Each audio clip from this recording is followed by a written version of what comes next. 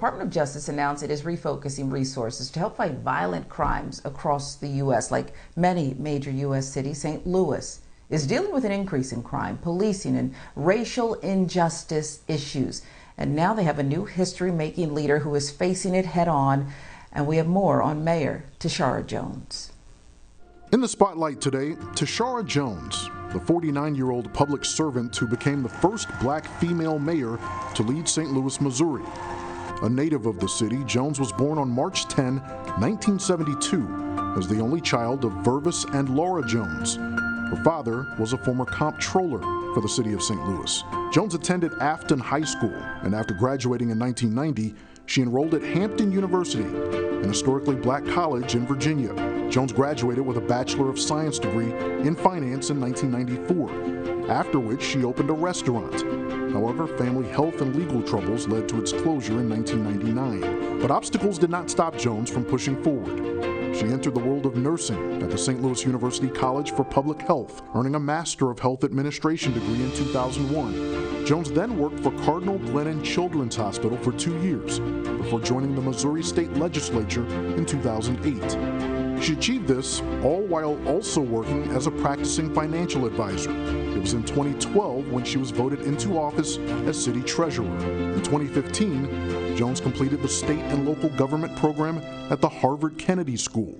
The next year, Jones announced her candidacy for mayor of St. Louis in the 2017 election. But after being elected treasurer for a third term, on November 4, 2020, Jones announced she once again would campaign for the mayor's office.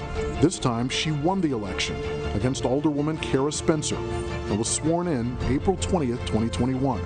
Jones is the third African American, the second woman, and the first African American woman to hold the position. But perhaps the most important part of Jones's busy schedule includes her job as a single mother to her son, Aiden Jones Jeffries. Yeah, Incredible. Her son needs her, Yes. but the city of St. Louis needs her too. Mayor Jones joining us live. We're honored to have you here on Start Your Day this morning. Let's start with this. As the first black woman serving as mayor of St. Louis, I want to know how you see yourself. Do you see yourself as a pioneer, or is none of this about you personally? I think you already answered that. This isn't about me. This is about the work that God called me to do to serve the city that I love. We are in some really trying times. We've had decades of disinvestment in Black and brown communities. A whole swath of the city has been left to fend for itself. And we are coming off the most violent year in decades. So we have to do something different. We have to transform our government and our system and our city to move forward into the 21st century. Mayor Jones, thank you for being here. It's an honor to be talking to you right now. You talked about it. You went right to work. You jumped right into it. You've only been in office for a few weeks, and you mentioned you got a lot of issues you got to deal with to turn St. Louis around. But what do you feel like is priority number one for that city? What's your number one main goal right now? My number one goal is putting the public back in public safety. And to me, that means everything that makes you safe in your neighborhood and in your homes. And I have a broader approach to public safety. To me, public safety also means making sure that our people can take care of themselves. That's economic development. It's transforming our police department. It's making sure that we deploy the right professional to the right call, and staffing our public safety department with more social workers and mental health counselors. It means making sure that we form a government that's responsive to the people that elected us. They pay our salaries. These are their tax dollars at work. And the other thing that's most important right now is we have over $500 million on its way to our city through the American Recovery Act. And we want to make sure that these funds are spent equitably and they help those in need first. Yeah, how do you do that? You signed an executive order, and it targeted police reform and citizen complaints. And I wonder if you could take us through it and also discuss the current police chief and whether you think the chief is doing right by all communities. Yeah, so my first executive order looked at citizen complaints. We formed the Citizen Oversight Board in the wake of the death of Mike Brown in 2014. And this Citizen Oversight Board, like many other cities, is responsible for investigating police complaints filed by citizens.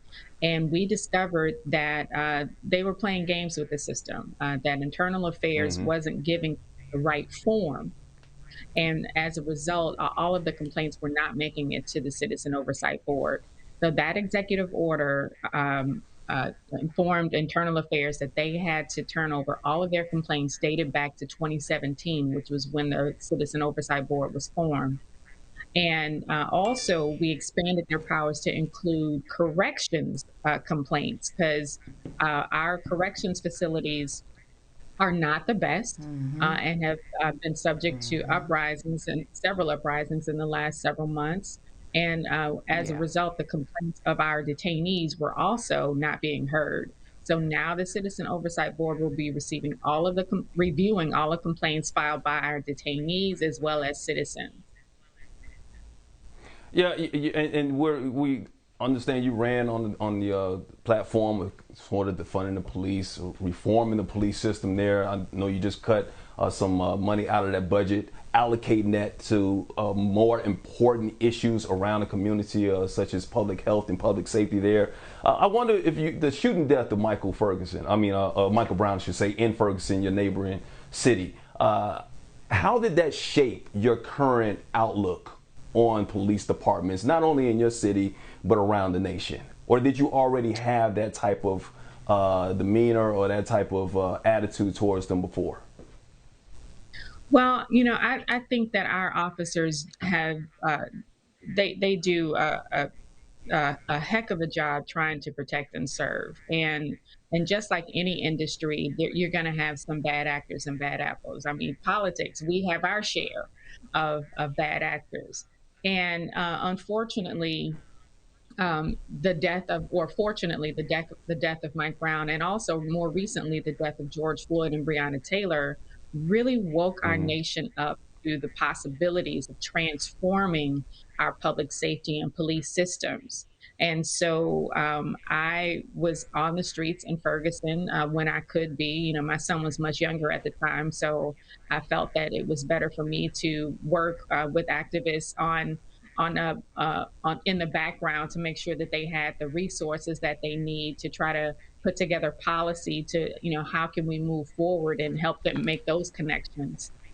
But being the mother of a Black son, and knowing Mike's mother personally, Mm-hmm. it really, it really made me pause and made me think about, what can I do as a public servant Mm-hmm. to make sure that we're doing better by our children when they have interactions with law enforcement. Just as I was running for this office, my son and I were talking about what the mayor's responsible for, and he's 13. And he said, "Oh, well, since you're responsible for the police, that means that I'll be safe." And I didn't want Mm. him to Mm, think that he had a mm, false mm. sense of security, but it also was a turning Wow. point for me in that Yeah. how I use my position to transform public safety. So when my child and other Black boys like him have interactions with police, that they feel safe. Mm-hmm. Yeah, Mayor Jones. Look, a lot of people want to use the term defund the police and try and make it to be such this bad word. But how do you convince people that, you know what, if it's done right, when it's done right, it's not bad. It's actually good because it allows police officers to focus on other things like homicides and serious crimes in your city. How do you get them to understand that? Well, I'm trying. And what I do is I push back and I ask a couple of questions. I ask people who say, well, you're just defunding the police. I turn around and ask them, well, is the current system working for you? Mm. And 9 times out of 10, people say it's not working. So we have to do something different, because doing the same thing over and over and over again and expecting a different result is the definition of insanity. And people are dying every day, and we don't have time to keep up the insanity. So I push back and I say that the things that I'm doing is transforming our public safety department, so we can free up police to do the work that they were trained to do in our academies by providing them more resources with social workers and mental health counselors and substance abuse centers, so they can then hand that off to someone who's more educated in that field, to a different professional in that field to handle those types of calls. Research done right here in St. Louis and our North Patrol District showed that up to 50% of calls can be answered by someone other than police. So that tells Mm-hmm. me that we need to look at our deployment of resources and put different types of professionals with our police to make sure that we're deploying the right professional to the right call. I want to talk to you about the chief of police because she's made some statements, and I think it's more than problematic. See, you showing up as a black woman with a black son means at least there's hope, right? For those of us who look like you and understand what day-to-day life is like in St. Louis for black people. I spent enough time there as a news anchor. And when you have the chief, Mary Barton, say something such as systemic racism in the police department is, I think she called it, overly broad and not accurate. How can she continue if we can't get that basic notion of systemic racism in policing throughout society right? How can we have confidence that there can be the kind of change that must take place, even radical change? Yeah, so Chief Mary Barton is the chief of the St. Louis County Police, and St. Louis City has its own separate police department. And our chief is Colonel John Hayden, who's a wonderful man of faith, who I've worked with to push, well, not to push through, but to enact these things that transform the police department. He's totally on board with making sure that we deploy the right professional to the right call, that we are staffing our department with different types of professionals. But it is worrisome that Chief Barton did say those things. And unfortunately, she received a vote of no confidence from the Ethical Society of Police, which people in St. Louis know as the African American Police Union, as well as the City Council. But that decision of whether or not to remove her is up to the police commissioners in St. Louis County, and I'm sure that they're taking a lot of her statement and other things that have happened in the St. Louis County Police Department under advisement. Mayor Jones, let's talk about an issue that's affecting the entire nation, not just in your city, but I'm talking about gun violence. You talked about how you used to go to sleep at night hearing gunshots in the distance. I believe that, there is a story that a gun was actually pulled on your son, Aiden. Of course, we just had another mass shooting in San Jose that took 9 lives. So what needs to be done to prevent this type of thing from happening in your city? Well, we need common sense gun control from the federal level, full stop. Um, Missouri passed passed laws in 2013 that made guns easier to get, and I think you don't have to have a concealed carry if you're under 18. And as a result, the number of deaths from gun violence has skyrocketed since then. There's no state that has lax gun control that has seen a decrease in gun violence. And so this country has a love affair with guns. And don't get me wrong, I am a proponent of responsible gun ownership. But if you think Mm-hmm. you need a AK-47 to go hunt deer, then maybe you need a new hobby. Yeah, you do, and I think you even had a citizen that's actually running for public office that had pulled his gun out on his porch with his wife as protesters from Black Lives Matter was passing by. So it tells you what kind of place we are. I want to talk to you, sister, because look, I always say you want something done right, man, get a black woman to get it done. Non-black women are now in charge of the nation's 100 largest city, and many are dealing with a lot of the issues that you're dealing with in your city, talking about racism, inequality issues, murder rate or whatnot. What do you think it says that citizens are actually turning and saying, hey, you know, we're going to go out and vote for the sister to get this stuff done to turn things around? Well, I have a T-shirt that says "Black women save the day every day." And I've been at this work for a while. As the intro piece stated, I've been treasurer for 8 years. I was in the Missouri House for 4 before that. So I am an experienced public servant who knows where the lines of demarcation are between our federal, local, and state governments.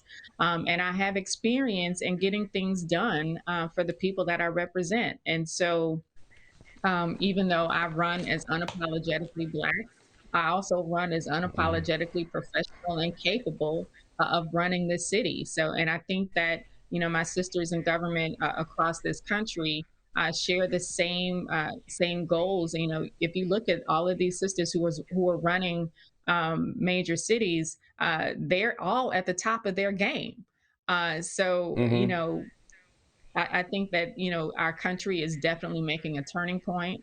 Obviously, the election of Kamala Harris as our vice president Right. is a guiding and shining beacon of light for all of us who serve. But I think that America is waking up to the capability of strong Black women running our major cities.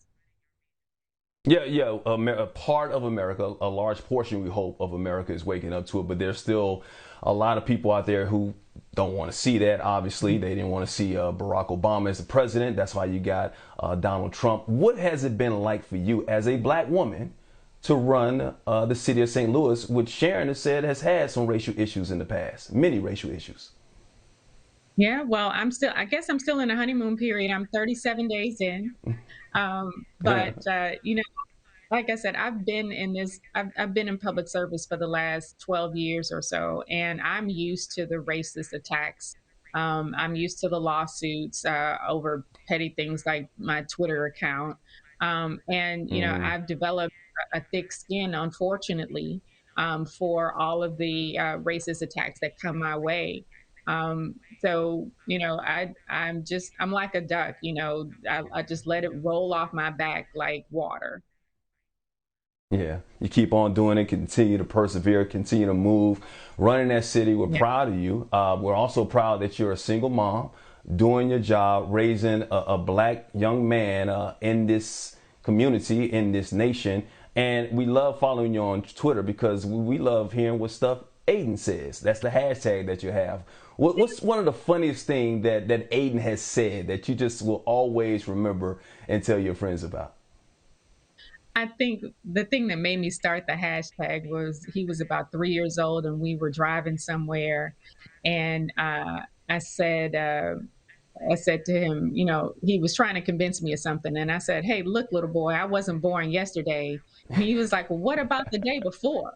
So I, so that just started. I was like, you know what? I need to write these things down and put it and archive them somewhere so I can come back to them one day. What's that like? I mean, because you got to run this city. That's a huge job as the Mhm. mayor, and then you still have to be a mother to a young man. How do you balance that? Well, I'll tell you one thing, it definitely keeps me humble because I could be, meeting with the president during the day and then come home, around 5:30, 6 o'clock, and his first words are, "What's for dinner?" Like that was great. What's for dinner?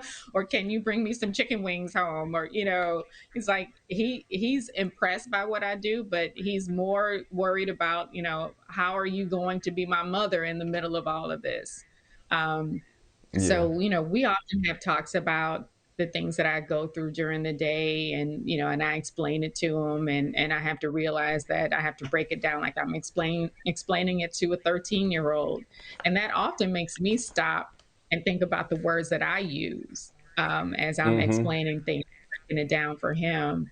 But I think the thing that he likes the most is when he gets dropped off at school is we're on our way as I'm on my way to the office, because the security detail hop out and open his door, and all of his friends are going into school, and So, Yeah. but he's building a great relationship with the men who are responsible for taking care of me and my family.